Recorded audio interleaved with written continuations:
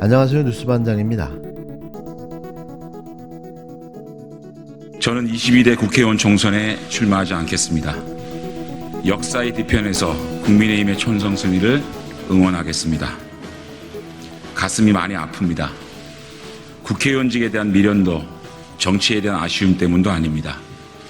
오직 저를 믿고 한결같이 응원해 주신 사상구민께 죄송한 마음 때문입니다. 존경하는 사상구민 여러분, 감사했습니다.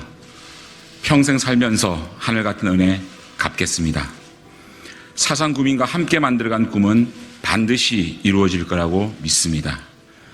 또 한 번 백의종 군의 길을 갑니다. 이번엔 제가 가지고 있는 마지막 공직인 국회의원직입니다. 윤석열 정부의 성공보다 절박한 것이 어디 있겠습니까? 총선 승리가 윤석열 정부 성공의 최소한의 조건입니다. 그래서 제가 가진 마지막을 내어놓습니다. 이제 떠납니다. 버려짐이 아니라 뿌려짐이라고 믿습니다. 사랑하고 존경하는 당원 동지 여러분, 부족하지만 저를 밟고 총선 승리를 통해 윤석열 정부를 성공시켜 주시길 부탁드립니다. 감사합니다. 국힘당 혁신위원회가 활동을 종료한 11일인 다음 날, 이제 쫓겨난 윤핵관이었던 장제원 의원이 눈물을 머금고 내년 총선에 불출마를 선언했습니다. 윤 대통령의 핵심 측근이었던 장 의원은 인요한 혁신위에서 희생을 압박받아 왔는데요. 사실상 윤 대통령의 뜻으로 보여진 이 압박에서도 장 의원은 자신의 세를 과시하며 끝까지 버텨왔습니다. 혁신위는 당 지도부, 중진, 대통령과 가까운 의원들에게 내년 총선 불출마나 수도권 험지 출마를 요구했는데요. 김기현 대표를 비롯한 지도부에서 받아들여지지 않자 활동을 조기 종료했습니다. 이렇게 마무리된 듯한 윤 대통령의 검사라인 총선 꼽아놓기 시도는 실패한 듯 보여졌는데요. 하지만 어찌된 상황인지 장 의원은 알아서 갑자기 불출마 선언을 하고 나선 겁니다. SNS에 본인 부친 산소 다녀온 사진 올리면서 멈추려고 한다 잠시. 얼마 전에 캐비넷이 열렸나 싶은 기사가 잠깐 있었잖아요. 네. 캐비넷 문짝만 살짝 보여준 것 같은데. 근데 이제 이 사학재단, 가족 사학재단이 있죠. 네. 예, 아버지 유산인데 그건 지켜야 한다고 판단했나 봅니다. 예. 자, 그 정도 뉴스입니다. 예. 캐비넷 효과가 있네요. 더 큰 뭔가를 꺼내려는 순간 이를 본 장 의원이 알아서 무릎을 꿇은 건 아닌지 하는 상상의 나래를 펴보는데요. 아마도 이게 합리적인 의심이 아닐까 생각됩니다. 결국 그도 독재검찰 공화국의 칼 앞에 발목을 베이고 말았습니다. 저는 6석 정의당 소속이잖아요. 예. 교섭단체도 아니고 법안 발의하려면 10석이 필요한데 법안 발의도 힘들었던 그런 정당에서 시민들께 사회적 약자를 위해서 일하고 있다라고 언제 더 많이 증명하고 또 많은 보람으로 되돌려 드리고 싶었는데 그러지 못한 게 참 한이 되거든요. 그래서 22대 국회에 제3지대로 들어갈 의원들은 그러지 않았으면 좋겠다라는 생각을 갖고 있습니다. 갑자기 죄송합니다. 갑자기 눈물이 류호정 의원 눈에서 눈물이 나는 상황을 제가 생각을 못해서 저도 좀 지금 당황스러운데. 국회의원이 되면 많은 권한과 책임을 지게 되잖아요. 그래서 제가 그냥 일반 시민으로 있을 때보다 훨씬 더 많은 일들을 해결할 수 있을 줄 알았거든요. 양당제로는 안 되고요. 정치가 경쟁할 수 있도록 다당제 국회, 20석 이상 교섭단체를 만들어주시면 확실한 결과로 좀 되돌려드릴 수 있을 것 같습니다. 이자는 경력도 속이고 비례 순번도 바꿔서 비례 국회의원이 됐습니다. 어디서 못된 것만 배워서 방송에 나와 눈물의 발연기까지 펼치며 자신의 현재 행위의 정당성을 주장하며 미화하기에 정신이 없었는데요. 결국 류호정의 목표는 국회의원을 한 번 더 하는 거였습니다. 평소 관심에도 없던 정당제와 선거제도를 끄집어내며 다당제와 민주주의를 외쳐대기 시작했는데요. 그러면서 자신은 정의당을 탈당할 수 없다고 목소리를 높였습니다. 상식이라고는 도무지 느껴지지 않는 궤변의 아무 말 대잔치였는데요. 어느새 권력에 취해버린 20대 게이머의 안타까운 모습 그 자체였습니다. 정의당 소속인데 창당을 준비하고 있다. 그러니까 아직 소속이신 거죠? 그렇죠. 아직 정의당 소속이고 뭐 이중당적 이런 상태가 아닙니다. 네. 정의당 소속이고 창당은 17일이니까 아직 한 닷새 남았는데 그 전에 그럼 당적 정리를 하십니까? 아니요, 그렇지 않습니다. 이제 제가 세 번째 권력이라는 정치 유니온을 만들면서 예. 그때부터 정의당이 신당 창당에 나서야 한다라고 이야기를 했거든요.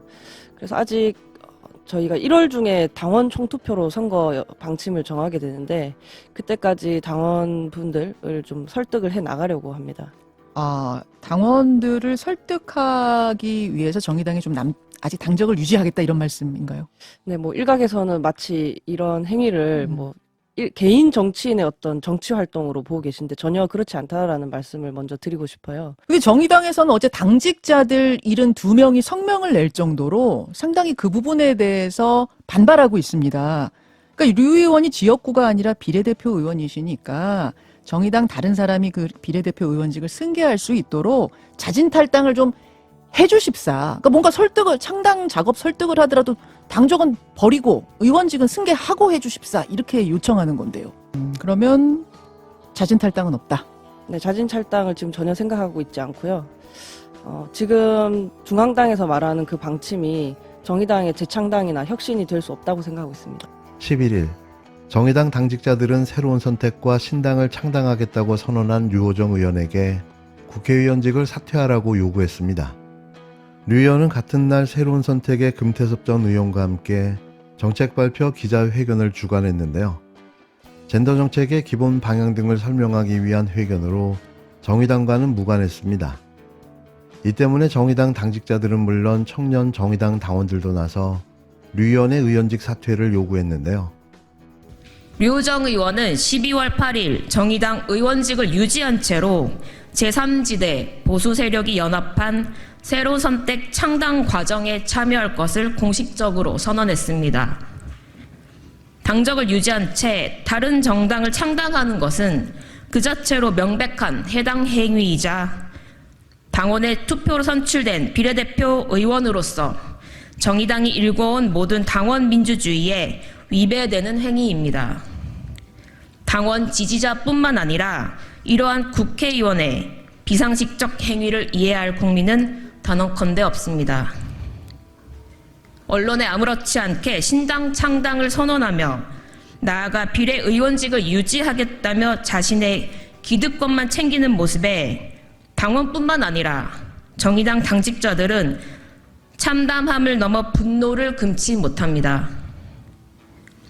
류호정 의원의 의정 활동에 수많은 비토가 있음에도 당직자들은 최선을 다해 류호정 의원을 물심양면으로 지원했습니다.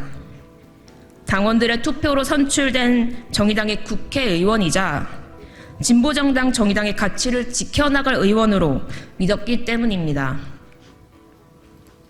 오늘 당직자들은 류호정 의원이 더 이상 정의당의 가치를 이어갈 생각이 없으며 스스로 국민에게 약속했던 책임 정치와는 완전히 모순되는 행보를 이어갈 것임을 확인했습니다.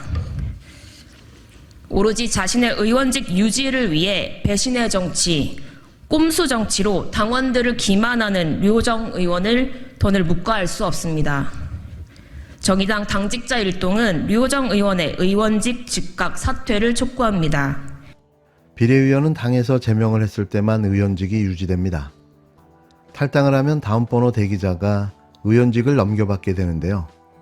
실제 지난 2022년 국민의당이 국힘당과 합당했을 때 권은희 국민의당 의원은 당시 안철수 국민의당 대표에게 제명을 요구했는데요. 보수정당에 있을 수 없다는 이유 때문이었습니다. 안 대표는 이를 받아들이지 않았고 권 의원도 국힘당에 남아 의원직을 유지했는데요. 하지만 지금 류 의원의 모습은 그저 한 번 더 해먹겠다는 몸부림으로밖에는 보여지지 않습니다. 비례대표 1번, 어부지리로 얻어걸린 로또와 같은 국회의원 배지, 그 달콤한 권력을 꿀 빨듯 빨아댔던 자가 쉽게 그걸 멈출 수는 없겠죠. 다시 또 꿀을 빨기 위해 어떠한 수단과 방법도 마다하지 않고 있는데요. 그래서 결국 20대 초선의 정치인이 보여준 모습이 이 모양 이 꼬라지인 거죠.